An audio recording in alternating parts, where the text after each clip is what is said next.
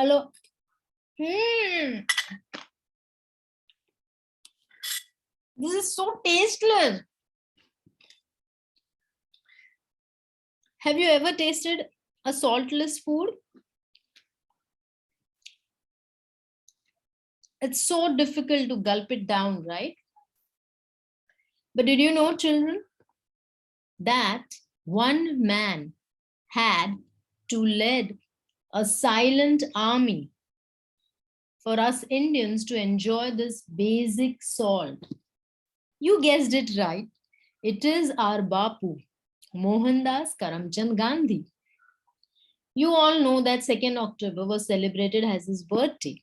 And that is why today I decided to read aloud a wonderful story written by an equally talented author, Subhadra Sen Gupta. The book Marching to Freedom is a level 4 book from Pratham Publication, and it has been illustrated by Tapas Guha. Subhadra Sen Gupta has been a renowned author to write a lot of wonderful books about history and freedom for children. I would appreciate if you could log on and find out her other books. She has also been a Bal Sahitya Academy winner author. So now let's begin with this story, Marching to Freedom, which talks about the Dandi March or the Salt Act. Dhani knew something exciting was being planned at the ashram, but no one would tell him anything. Just because I'm 9 years old, thought Dhani glumly. I'm sure they think I'm stupid. I am not. Dhani and his parents lived in a very special place. It was Mahatma Gandhi's Sabarmati Ashram near Ahmedabad, where people from all over India came to stay. Like Gandhiji, they were all fighting for India's freedom. During their stay at the ashram, they spent their time spinning khadi thread on charkhas, singing bhajans, and listening to Gandhiji's lectures. At Sabarmati, everyone had to work, cook, and clean, wash clothes, fetch water from the well, milk the cows and goats, and grow vegetables. Even Dhani had a job. He had to take care of Binni, one of the ashram's goats. He quite enjoyed that because Binni was his best friend and he liked talking to her. There's Binni and he is Dhani. That morning, as Dhani fed Binni with fresh grass and changed the water in her bowl, he said, Something's up, Binni. They all sit and talk in Gandhiji's room. They're planning something. I know it. Binni chewed and nodded, as if she understood. Dhani felt hungry. He headed towards the kitchen with Binni skipping along beside him. His mother was fanning the chulha, filling up the room with smoke. Amma, is Gandhiji going somewhere? He asked. His mother puffed in the smoke and said, They are going on a march. March? Where are they going? Dhani queried. Somewhere near the sea. Now stop asking questions and go away, Dhani. His mother said impatiently. Let me finish the cooking first. Dhani wandered off to the vegetable garden where old Binda was digging up potatoes. That's Binda. Can you see?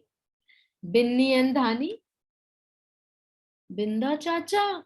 Dhani sat beside him. Are you going on the march too? Binda shook his head. Before he could say anything, Dhani eagerly asked, Who is marching? Where are they going? What is happening?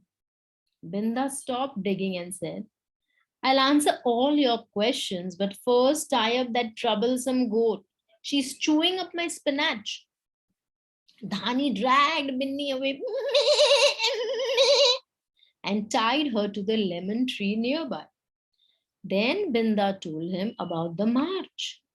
Gandhiji and some of the men from the ashram were going to walk through Gujarat to reach the sea at a place called Dandi. They would walk through villages and towns for a whole month. Once they reached Dandi, they would make salt. Salt? Dhani sat up and frowned. Why will they make salt? You can buy it in every shop. I know, Binda laughed. But Mahatma Ji has a plan. You know, he always marches to protest against something, right? Of course, I know. He leads the Satyagraha marches to fight the British government and win freedom for India. But why is he protesting about salt? It's silly. It's not silly at all, Dhani. Do you know we all have to pay a tax on salt? So what? Everyone needs salt. That means every Indian, even the poorest, has to pay this tax, explained Binda Chacha. That is really unfair. Dhani's eyes were hot with anger. Of course, it's unfair. Not only that, Indians are not allowed to make any salt either. Mahatma Ji has asked the British to stop the tax, but they have refused. So he has decided to walk to Dandi and make salt from seawater. Walking for a month? Dhani brooded worriedly. Gandhiji will get really tired. Why don't they take a bus or train to Dandi instead? Because if he goes on this long march and walks all the way to Dandi, the news will spread. There will be pictures in the papers and reports on the radio. And people all over the world will know that we are fighting for our freedom. And that will really embarrass the British. Gandhiji is clever, isn't he? Dhani's eyes were shining. Ah, that he is. Binda's eyes crinkled with laughter. He's even returned to the viceroy and told him what he plans to do. The British have no idea what they are in for. Later in the morning, Dhani wandered up to the hut where Gandhiji was staying and peered in through a window. Inside, many of the ashram people were talking to Gandhiji. Dhani heard them planning the route along which they would walk to Dandi. He was thrilled to see his father sitting amongst the people. In the afternoon, when the ashram was quiet, Dhani went looking for his father. He found him under a tree, spinning on his charkha. Pitaji, are you and Amma going on the march to Dandi? Dhani got straight to the point. I'm going. You and Amma will stay here. I am coming with you. Don't be silly, Dhani. You can't walk so much. Only the ashram's young men will go. That's his father. I am 9 and I can run faster than you, Dhani replied stubbornly. You can't stop me from coming with you. His father stopped spinning and explained patiently. Only the people who have been chosen by Mahatma Ji will go. Fine. I will talk to him then. I'm sure he will say yes, said Dhani and marched off. Gandhiji was a very busy man, and it was not easy to catch him alone. But Dhani knew exactly when he would have the time to listen. Early every morning when he went for a walk around the ashram. The next morning as the sun came up, Dhani slipped out of bed and went looking for Gandhiji. He found him in the cow shed, checking on all the cows. Then he strolled into the vegetable garden to inspect the peas and cabbage and have a chat with Binda. There's Dhani watching Gandhiji. All the while, Dhani and Binni followed him. Finally, Gandhiji headed back to his hut. He sat down beside his charkha in the veranda and called out to Dhani. Come here, child. Dhani ran up with Binni skipping along. Me. What's your name, beta? Dhani, Gandhiji. And this is your goat? Me. Yes, Gandhiji. This is my friend Binni, who gives the milk you drink every morning. Dhani smiled proudly and said, I take care of her. Good. Gandhiji leaned forward. Now, Dhani, tell me why you and Binni have been following me everywhere this morning. I wanted to ask you something. Dhani began nervously. Can I come with you to Dandi? Gandhiji smiled. You're too small, beta. Dandi is 385 kilometers away, and only young men like your father will be able to walk with me.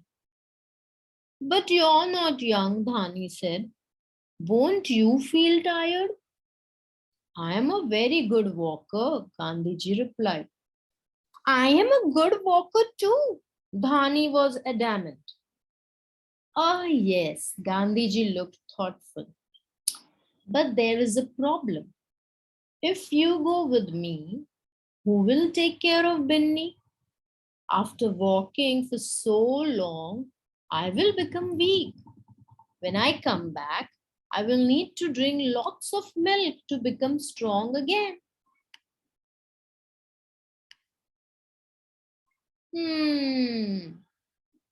You are right, Gandhiji. Binni eats only when I feed her. Dhani lovingly stroked Binni's head. Me, me. And only I know what she likes to eat. Exactly. So will you stay in the ashram and take care of Binni for me? Yes, Gandhiji, I will, said Dhani. And Binni and I will be waiting for you. Let's listen to some fun facts of history. In March 1930, Mahatma Gandhi led the march to Dandi to protest against the tax on salt imposed by the British. Gandhiji and his followers walked through Gujarat for 24 days. All along the way, they were welcomed with flowers and songs. Newspapers across the world carried reports about the march. At Dandi, Gandhi and his followers collected salt from the seashore and were arrested. The arrest sparked off the non-cooperation movement, and people all over India boycotted schools, colleges, and offices. There were 78 volunteers who accompanied Gandhiji on the march. They covered a distance of 385 kilometers. The march began on 12th March and ended on 5th April 1930. The youngest marcher was 16 years old. The year 2005 marks the 75th anniversary of the Dandi March. Wow, that was amazing, isn't it? We are so ever thankful to our national leader, and the father of our nation, Mahatma Gandhi. Hope you enjoyed this fun story and you will always remember it. Thank you, Pratham Books, for giving us so many beautiful topics and books to read I, Manisha Bhise from Gappa Stories and More, sign off now. Tomorrow I'll be coming again with yet another story. Thank you. Bye-bye.